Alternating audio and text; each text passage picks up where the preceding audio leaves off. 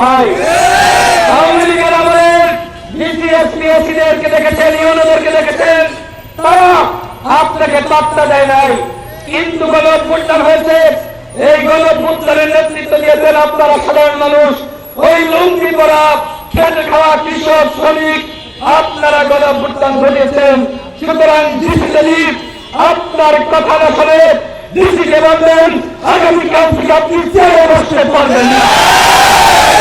ওই এসপি যদি আপনার কথা না শুনে তাকে বলবেন আগামীকাল থেকে ওই জেল থেকে আপনাকে টেনে হিটতে দেবেন।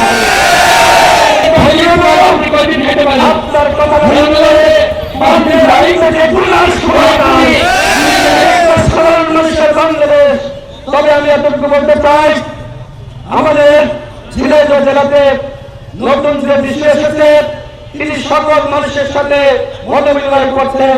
আমি তার উদ্দেশ্যে বলতে চাই, আপনি জনমানুষের হয়ে নিরপেক্ষভাবে কাজ করুন, কোন দলের কাছে মাথা নত করবেন না, কোন নেতার কাছে মাথা নত করবেন না, সাধারণ মানুষের কাছে মাথা নত করতে হবে।